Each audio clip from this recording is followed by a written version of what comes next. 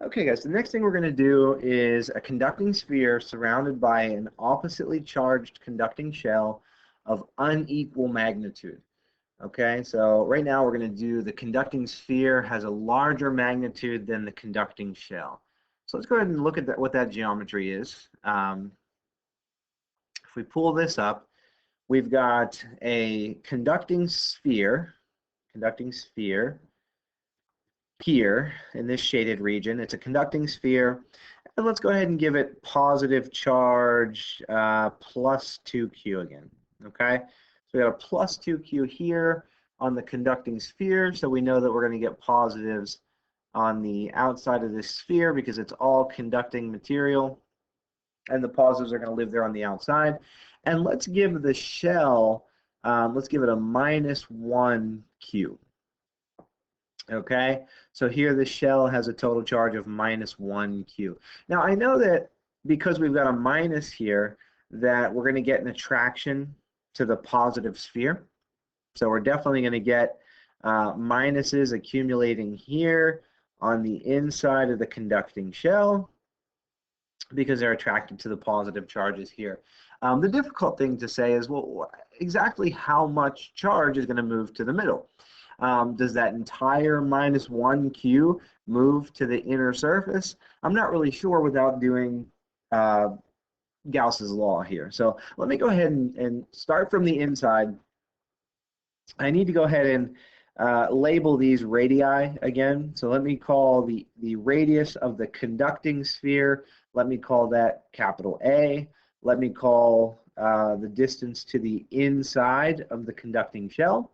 Let me call that B, and then to the outer surface of the conducting shell, let me call that C. Okay, so we have A, B, and C. So I'm going to start with a Gaussian sphere that is smaller than the conducting sphere. So R less than A. So let's start with a small Gaussian surface, and that would look something like right there is fine. So we've got our red Gaussian sphere here. It has a radius of little r. Okay? And of course, just like we've seen before with a conducting sphere, there is no charge inside of that sphere. So very simply, when r is less than a, we can say the electric field is 0. So no problems there. Nothing is different, really. Let's keep moving out until we are just beyond the conducting sphere, and looks great. We've got our Gaussian sphere, the red, again with a radius of little r, but now it is outside of the positive 2q, so we can say that when r is outside of A but inside of B, you're not yet to the conducting shell, so you're in this white vacuum region, and it looks like inside of your Gaussian shape, you could say that the charge enclosed is 2q. So E dot A is equal to Q enclosed over epsilon naught. Because you've enclosed positive 2q, and the entire area of your Gaussian shape is going to be parallel to the electric field, we can say here that the electric field is going to be 2kq over r squared. And really nothing different at this point between A and B. Nothing is different because you've not reached the conducting shell yet. Okay, the conducting shell does not affect the electric field in this region. This is identical to what we saw for a single conducting sphere or a conducting sphere with a neutral shell around it. This is identical. It has not changed. Okay, so let's go ahead and continue moving our Gaussian shape outwards until we are, hopefully we can get right there inside of the shell. Well, we're inside of the shell, so we're beyond B, but we are not quite to C yet. Okay, so our radius, our little r, is between B and C. You're inside of the conducting shell. Well, I know that the shell has a total net charge of -1q, but it's still a conductor. And if it's still a conductor, then it has to follow the rules of electric fields in conductors, and that is the electric field here has to be zero. The electric field has to be zero because between capital B and capital C, I am inside of a conductor. So that gives me some clues as to how this charge separated itself. Inside of my red Gaussian shape, I have to have zero total charge because the electric flux in this region, according to electric field being zero, it tells me that the electric flux is zero. And that electric flux is equal to Q enclosed over epsilon naught. So the total amount of charge inside of my Gaussian shape has to be zero. Well, I know that I've got a positive 2 because this entire sphere is enclosed by my Gaussian surface. So how much negative charge had to accumulate on the inner surface of the conducting shell? Well, in order to have a total of 0 inside of the red sphere, there had to be exactly minus 2Q on the inner surface. But wait, this shell only had a total charge of negative 1. So that means that on the outside of the shell, it must have left behind an excess positive. And how much excess positive? Well, we have to conserve charge. So the total net charge on the shell still needs to be negative 1. So if negative 2 went to the inner surface, then that means we must have left behind a positive 1Q on the outside surface. So we have negative 2Q here on the inner surface, and we have negative 1Q out here on the outer surface. Okay? So that's going to give us our electric field of 0 in the region between B and C. And now the last region is when you are beyond C, when you move your Gaussian shape all the way outside. So here we are. We have a radius bigger than C. We've captured everything. Now we have the shell and we have the conducting sphere. So let's go ahead and set up our integral for Gauss's law. The surface integral of E dot A is equal to Q enclosed over epsilon naught.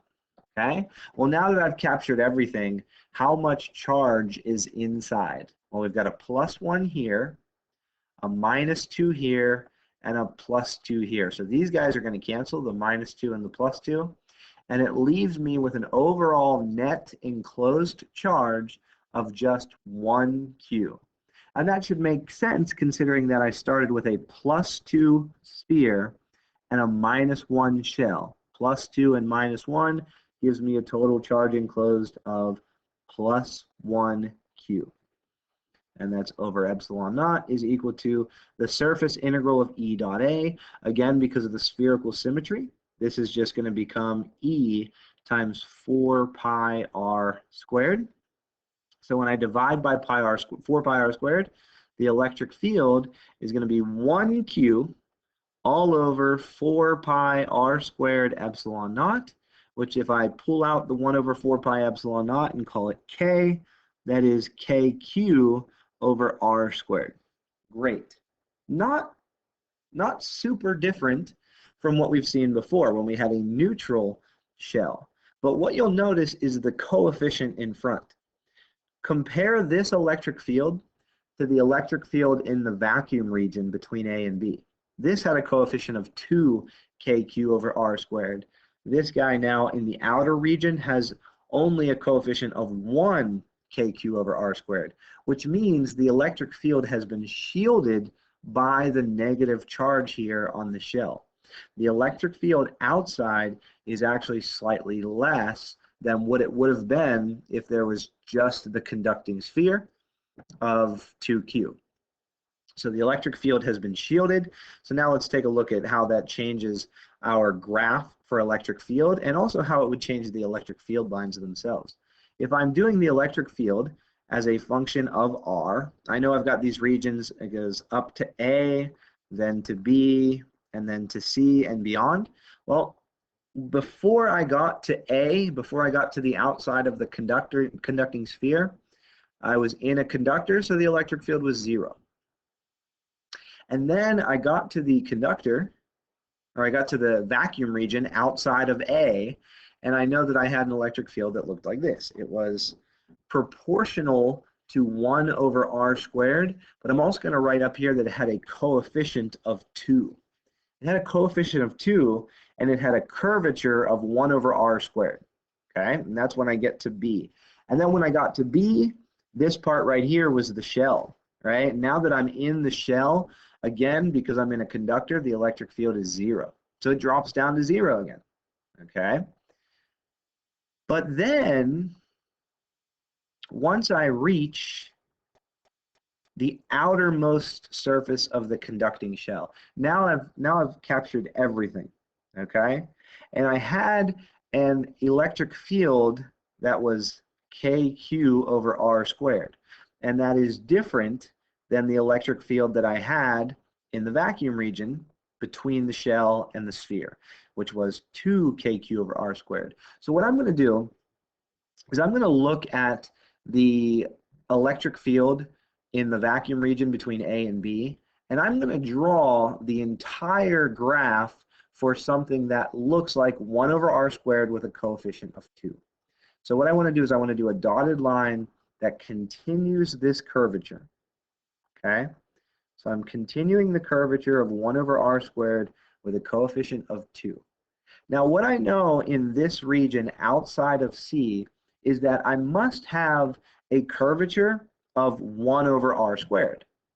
But because the coefficient is 1 and not 2, I'm going to draw this below the dotted line that extended the curvature of 1 over r squared. Like if you graph on your, go ahead on your graphing calculator and just graph 1 over x squared, you're going to see a curve that's similar to this, okay?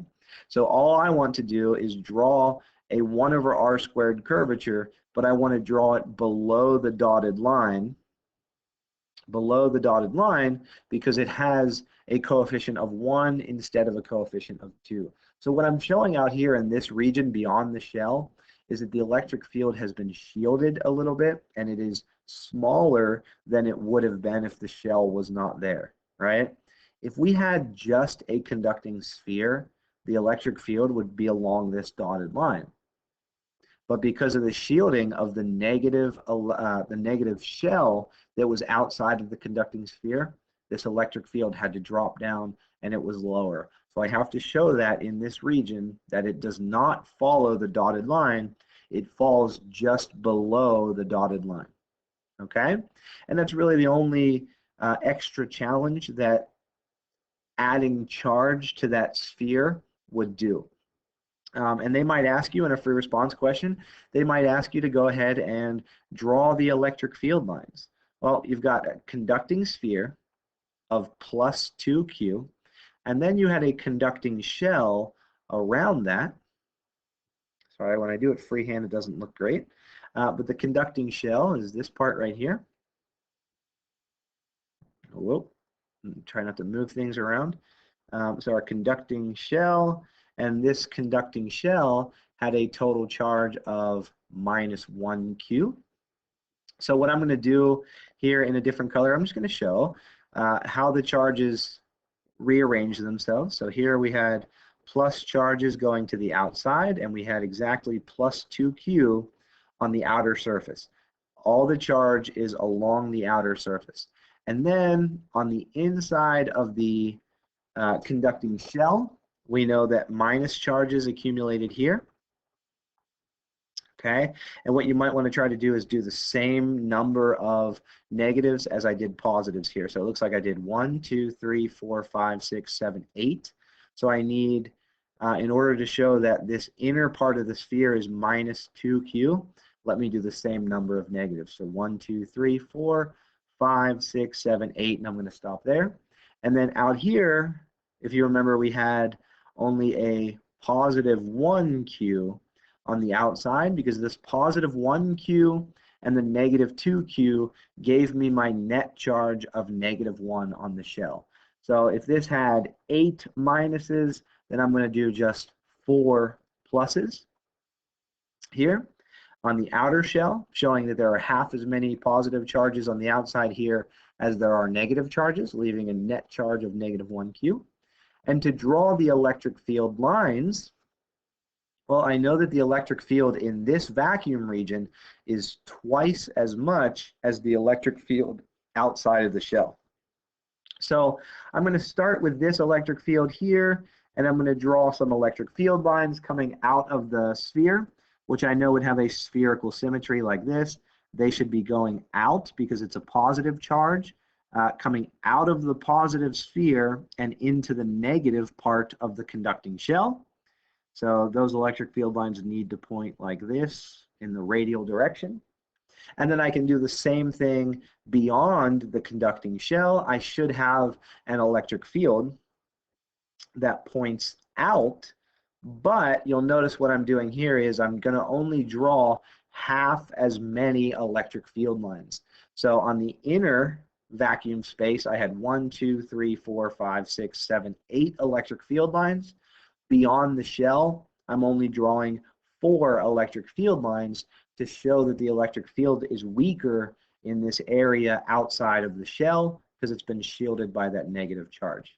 Okay, that's about as tough as it could really get. What you can do is you could try putting different charges on the shell and on the sphere and practicing with Gauss's law and see what you get. You can always send me any questions through email or send me your own solutions to different combinations of shell and sphere, and I'd be happy to look those over for you. But hopefully this makes sense. And I got one more Gauss's law video to send out to you, and that is with an insulator instead of a conductor, where the charges are distributed throughout the material as opposed to just being on the surface. Okay, so that's it for now.